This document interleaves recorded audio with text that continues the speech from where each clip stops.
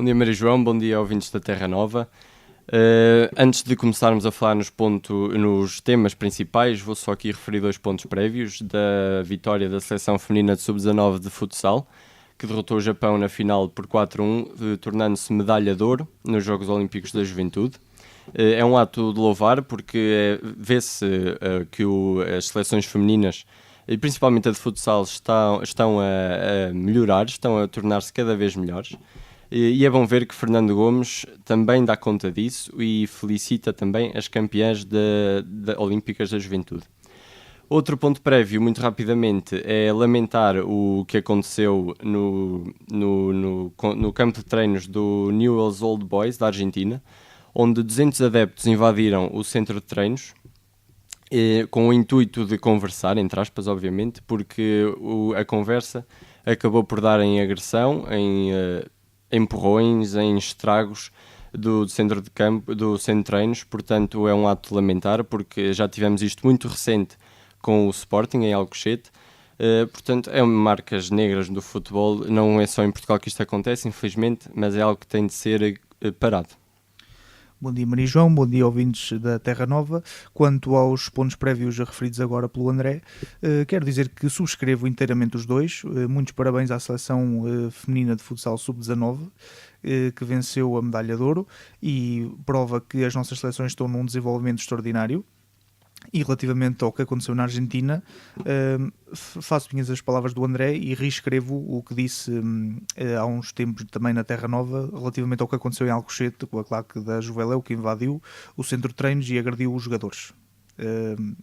É a opinião exatamente a mesma. Disse. Passando agora para os temas principais, vamos falar aqui sobre o acordo Benfica-Google. O Benfica começou por processar a Google e outras empresas tecnológicas em abril, porque o Benfica queria os dados dos bloggers, os dados pessoais dos bloggers que tinham divulgado informações privadas das pessoas afetas ao Benfica. E a Google não quis dar. O Benfica recorreu aos tribunais norte-americanos, ao Tribunal da Califórnia, que na passada semana recusou essa queixa e o processo foi arquivado. Esta semana, e foi avançado pelos jornais portugueses, o Benfica e a Google chegaram então a um acordo, e pelo que a Google disse, ela notificou todos os utilizadores dos blogs que divulgaram estas informações. A Google, e foi uma notícia que eu vi, que foi a primeira vez que tomou uma posição pública relativamente a algo, a um assunto. Nunca tinha feito e, portanto, este assunto relativo ao Benfica sobre aquelas divulgações de e-mails, de contas privadas, tudo relativo ao Benfica, é algo que o Benfica quer fazer para que possa entrar também nos tribunais portugueses para fazer queixa contra estas pessoas que divulgaram estas informações. Ora, a minha opinião quanto a isto é que a Google, sendo uma empresa privada, não tem nada que divulgar estas informações ao Benfica e não é obrigada a dar este tipo de informações ao Benfica. Eu sou do Benfica e vejo que o Benfica está aqui a tomar uma posição um pouco aquém da lei. Não sei se isto é legal nos Estados Unidos, não. Eu já li notícias a dizer que isto é legal, mas eu acho que não é o mais correto. Tu disseste que o tribunal era da Califórnia, sim. Certo? Como se costuma dizer, na Califórnia tudo é possível. Então pronto. Portanto, isto é algo que me espanta um bocadinho, ver que um clube pedir a identidade dos bloggers é uma coisa que, pronto, podemos fazer, porque qualquer um queira ter informação pode pedi-la. Obviamente que as empresas podem não a dar. O mais idiota aqui nisto tudo é a Google estar a ceder ao Benfica e a dar as informações privadas ao Benfica, pelo simples motivo de que desrespeitaram as contas privadas. Isto sim, tudo bem, tem o intuito de respeito da propriedade privada, o que é crime em Portugal. No entanto, a Google está aqui também a cometer um crime, que é divulgar as informações privadas destes utilizadores. Vi numa notícia que o Benfica tem cerca de 100 pessoas debaixo de mira. E, portanto, com esta ajuda da Google vai ser possível fazer e levar pelo menos estas 100 pessoas aos tribunais portugueses relativamente a estas violações de privacidade que estes utilizadores dos bloggers fizeram ao Benfica. Bom, relativamente a este tema, não acompanhei assim tão de perto como o André o acompanhou e que o exprimeu agora muito bem na sua opinião. O que sei relativamente ao assunto é que o New York Times publicou um artigo onde revela a perseguição do Benfica aos autores de blogs que tinham publicado informações relativamente aos e-mails do Benfica. E um dos relatos foi do autor do blog O Artista do Dia, que por acaso eu desconhecia a sua existência, que recebeu um e-mail da Google há cerca de um mês a explicar que o Benfica tinha exigido à empresa informações pessoais do blogger. E o que eu considero aqui é que está a haver novamente no Benfica uma mudança de estratégia. Como no caso dos e-mails, o presidente Luís Filipe Vieira começou por dizer que é mentira, não há bruxo nenhum, como dizia nos e-mails. Aqui dá a entender claramente que os e-mails são falsos, mas depois dizia que o Benfica tem que investir em bons jogadores e em boa formação, não é em crimes informáticos. E aqui dá a entender que o Porto cometeu um crime informático ao divulgar os e-mails. Ora, isso não faz sentido, só há duas hipóteses. Ou os e-mails são verdadeiros e aí sim o Porto cometeu um crime informático, ou então os e-mails são falsos e aí não há nenhum crime, alguém os inventou. As duas ao mesmo tempo é que é difícil. E relativamente a este assunto, qual é a mudança de estratégia? Até aquele comentador do Benfica, o Rui Gomes da Silva, no dia seguinte costumava dizer, quer dizer, o presidente do Benfica é atacado, a estrutura do Benfica é atacada, a equipa é atacada e não há ninguém que fale. Bom, e agora o Benfica passou do silêncio ao ataque direto ao querer saber também as informações privadas destes utilizadores de bloggers. Já está.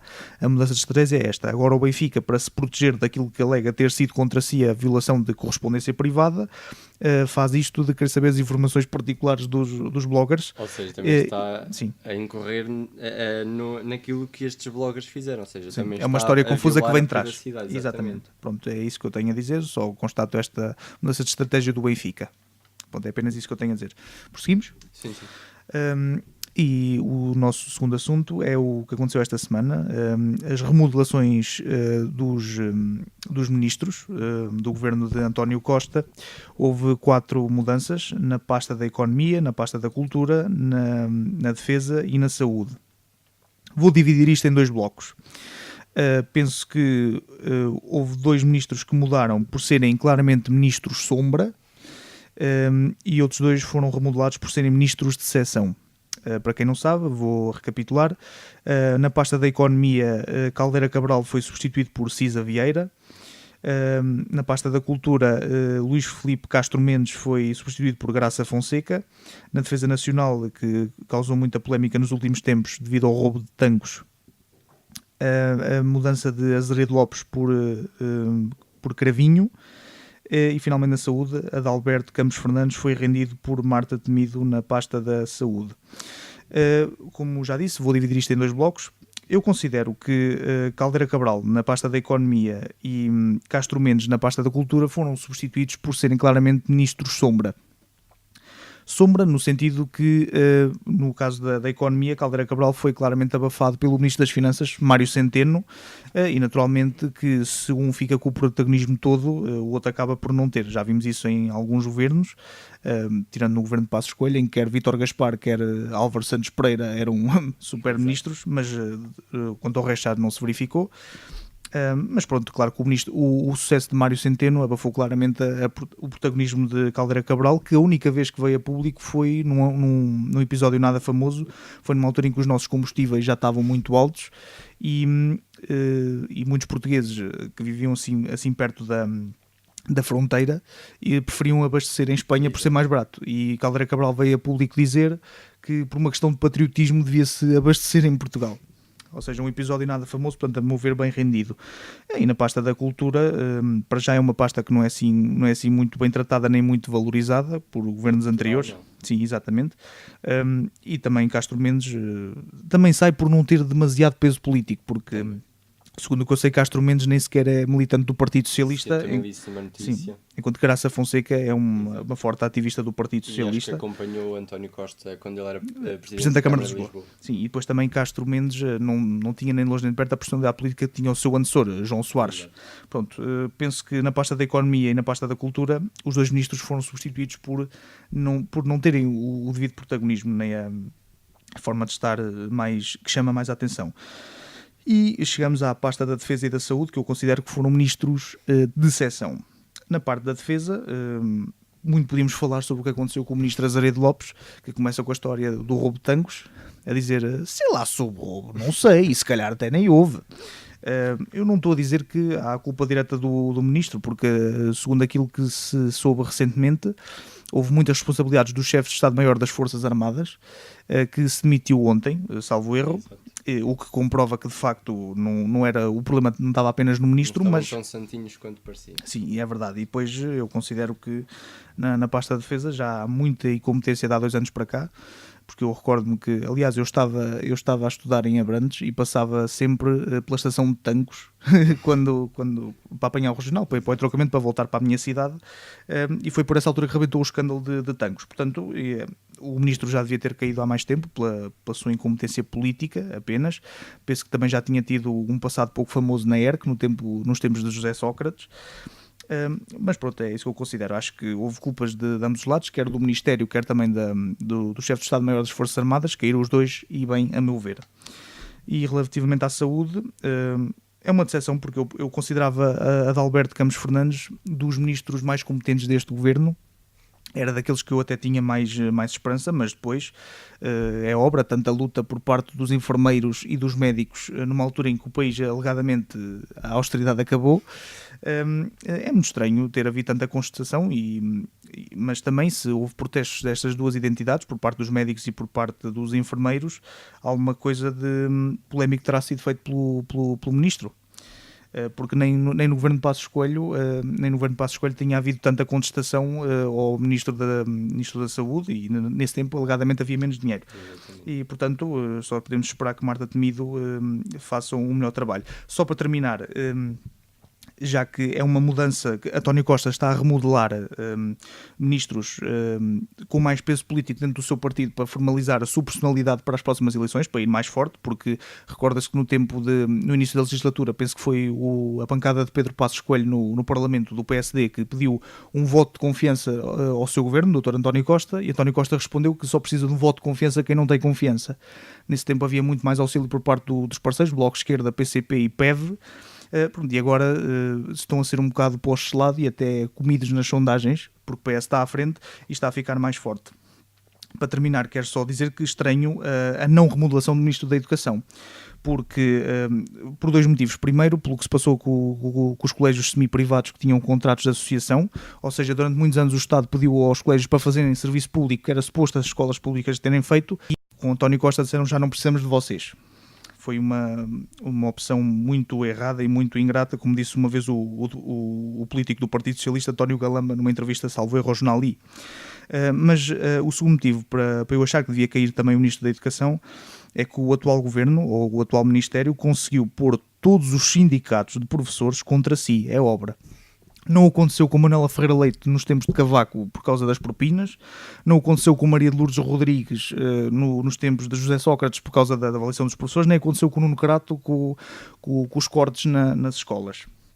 E, ou seja, o que é que aconteceu aqui? 7 anos de carreira congeladas por parte dos professores, deixaram de contar com prejuízos, nomeadamente para os professores, e curioso, num estado dito saído da austeridade.